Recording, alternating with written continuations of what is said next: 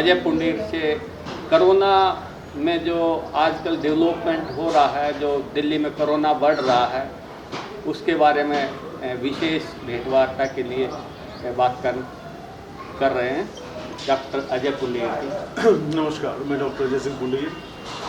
मैं फिजिशियन हूँ और नज़र बोर्ड में पिछले 20 साल से तकरीबन प्रैक्टिस कर रहा हूँ। तो आप अभी डॉक्टर साहब, कोरोना बढ़ रहा है दिल्ली में, इसमें आपका क्या कहना है?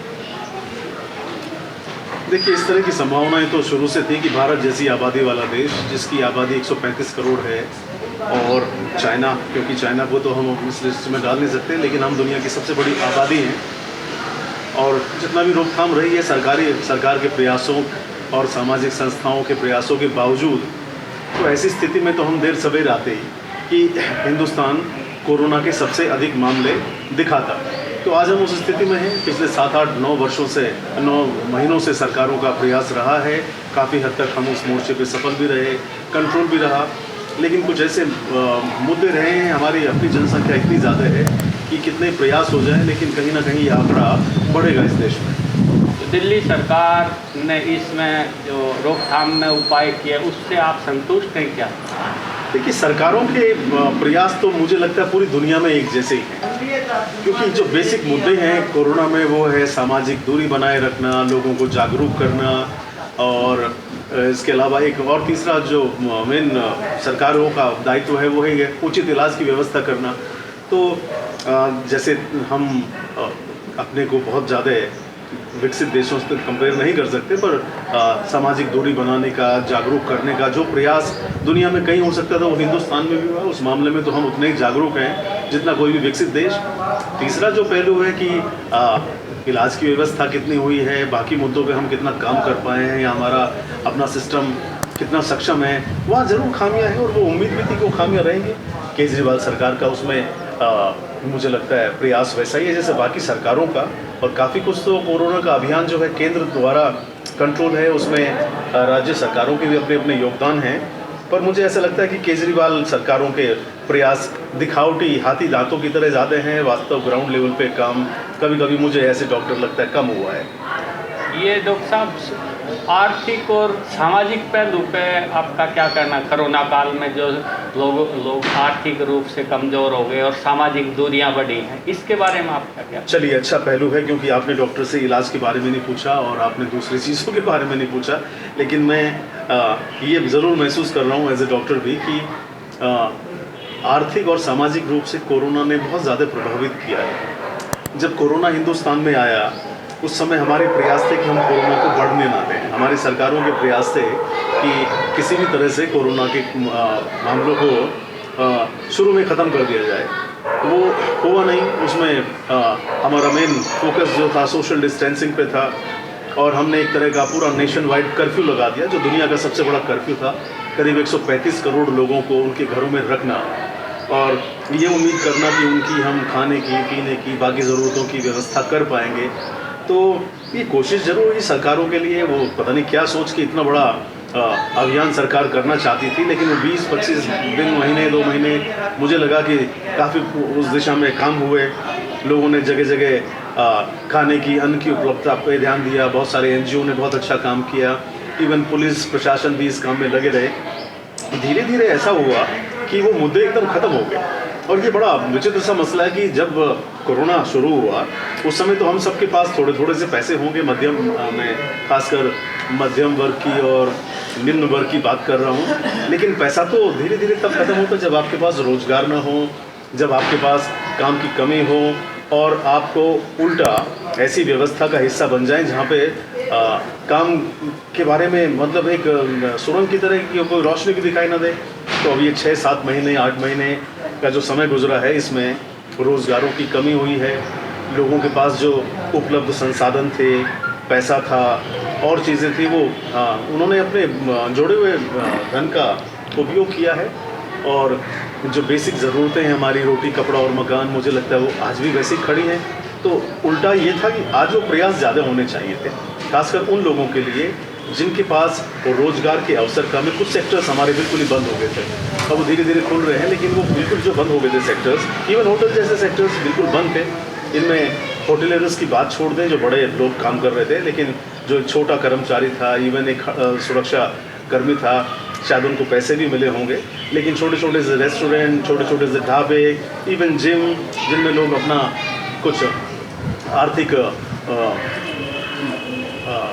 उत्पादन, आर्थिक रूप से कुछ पैसा पैदा कर लेते थे, वो पूरे के पूरे मसले ख़त्म हो गए। तो आज ऐसा स्थिति देखता हूँ मैं कि लोगों के पास जमा पूंजी भी ख़त्म हो गई है, लोगों के पास आगे उम्मीद से देखने का समय भी ख़त्म हो गया है, और अभी भी हम कोरोना के बारे में विश्वास के साथ ये नहीं कह सकते कि कोरोना ख़त्म होने जा रहा है। तो आज बड़ा धर्म संकट में समाज है, और मुझे लगता है सरकारें भी होंगी कि हम कोरोना को रोकना भी चाहते हैं, लेकिन हम लोगों के रोज़गारों को, उनके कामकाज को, उनके जीवन के रोज़मर्रा के दिनचर्या को भी नॉर्मल करना चाहते हैं। तो ये बड़ा कठिन काम है। देखिए सरकारें और समाज मिल के कैसे इसको कर पाते हैं। अभी आप ये जो सामाजिक जो दूरियां अभी इस दौरान लोगों में बढ़ी हैं, तो इसके बारे में आपका क्या कहना है? देखिए मैं कभी कभी तो बहुत रुद्र फील करता हूँ, शोक संपद भी फील करता हूँ, खासकर ऐसे समय में जब किसी का कोरोना की वजह से आर्थिक और सामाजिक दूरियाँ तो हम सभी जानते हैं, 2 फीट की दूरी, घरों में रहना, बाहर ना निकलना, कामकाज का बंद हो जाना, इवन फैक्ट्रीज वगैरह भी अभी पूरी तरह से ऑपरेशनल नहीं हो पाई हैं। लेकिन इन मुद्दों को दूर करके मैं एक भावनात्मक मुद्दों पे आता हूँ कि मान लीजिए आपके परिवार में आपके किसी निकट के व्यक्ति का कोरोना से देहांत हो गया।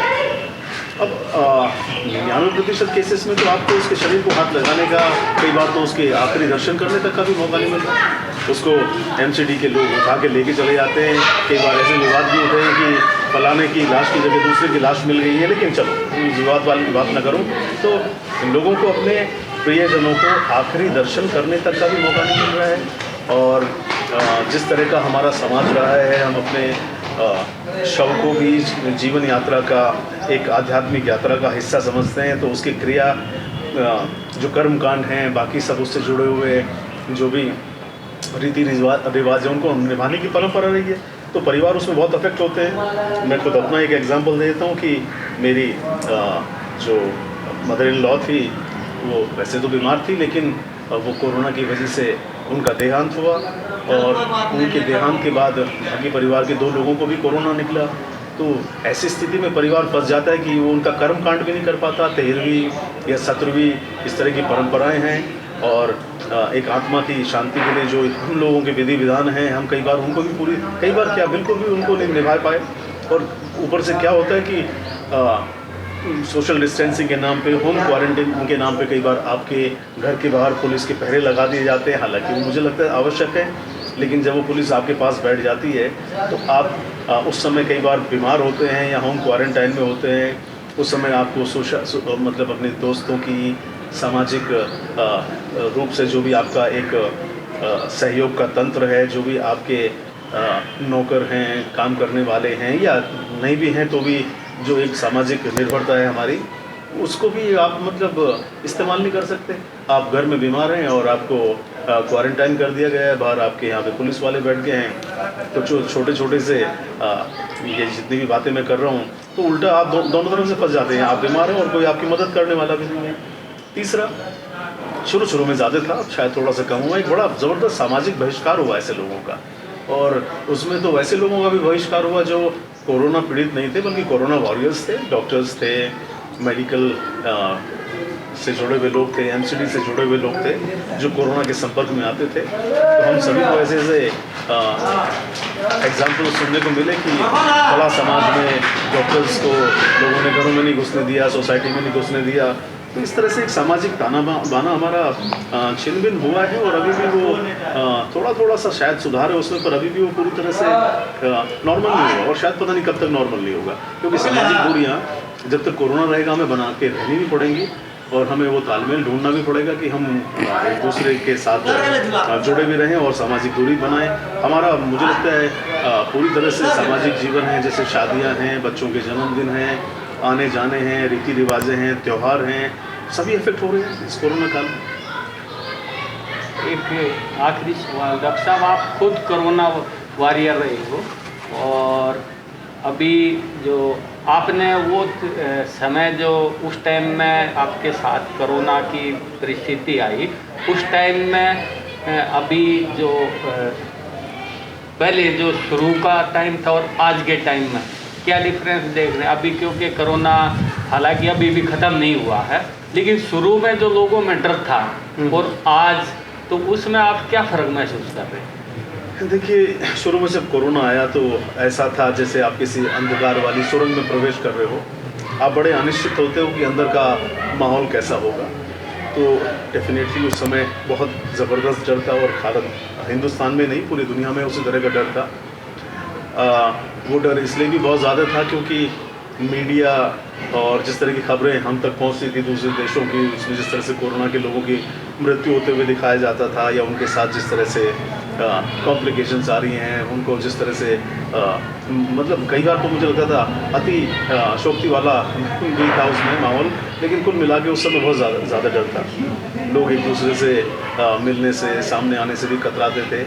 इवन मेडिकल मैन जो थे, काम करने वाले जो लोग थे, इवन व्यवस्थाओं के हिस्सा पुलिस प्रशासन के जो लोग थे, हमने देखा कि वो भी पीपी किट पहन के बैठने लग गए थे, जिनको ज़रूरत भी नहीं थी। डॉक्टर्स को तो डेफिनेटली थी, लेकिन जो प्रशासन के लोग थे वो भी पीपी किट पहन के बैठने लगे थे। एक दूसरे से डर था बहुत ज़्यादा है और बीमारी से कॉम्प्लिकेशंस के खतरे भी उस समय ज़्यादा लगते थे। धीरे धीरे ऐसा एहसास हुआ लोगों को कि मरना जीना जितना कोरोना के बारे में आंकड़े दिखाए गए थे वो उतनी ख़राब भी नहीं है स्थिति। और हिंदुस्तान में कुछ ये अच्छा भी रहा कि हमारा मृत्यु दर विश्व के तमाम देशों के मुकाबले, अमेरिका, ब्राज़ील और यूरोप इवन, इनके मुकाबले कम रहा। वहाँ पे तकरीबन 4% मृत्यु दर था ओवरऑल कोरोना पेशेंट्स का। हमारे पास ये करीब 1.25 से 1.5% रहा। तो जहाँ तक भय था मृत्यु का लेके, ये काफ़ी कम हुआ है और आज कोरोना को लेके लोगों के मन में उतना डर नहीं है। आज कोरोना से दूसरे लोगों से बातचीत करने में, बाकी सामाजिक गतिविधियों में भी लोगों को इस डर से, क्योंकि उभर गए हैं तो एक दूसरे से जुड़ पा रहे हैं। हाँ, पर इसका दूसरा भी पहलू है, क्योंकि डर कम हुआ है तो आज लोगों ने कई बार अपनी जिम्मेदारियों को, सामाजिक जैसे सोशल डिस्टेंसिंग को और मास्क पहनने को ऐसी जगहों पे जहाँ पे बहुत ज़्यादा लोग एकत्रित होते हैं, गंभीरता से ना लेना शुरू कर दिया है। और एक दूसरी तरह की वेव हिंदुस्तान में देख रहे हैं जहाँ पे बहुत तेज़ी से संक्रमण फैल रहा है। इसके लिए मुझे लगता है हमारा सामाजिक रुझान बहुत जिम्मेदार है। हम आज कोरोना से नहीं डर रहे हैं जैसा मैं कह रहा हूँ उसके कारण है, लेकिन ये इसको बढ़ाएगा क्योंकि हम गैर जिम्मेदार होते जा रहे हैं और हमें इस बारे में गंभीरता से सोचना पड़ेगा। अभी आप कोरोना जो चल रहा है इसके लिए अपने देश के नागरिकों को क्या संदेश देना चाहते हैं? देखिए, कोई भी महामारी हो, कोई भी विकट परिस्थिति हो, ये कभी भी किसी सरकार के सिर्फ सरकार के दायित्व पे नहीं छोड़ देनी चाहिए।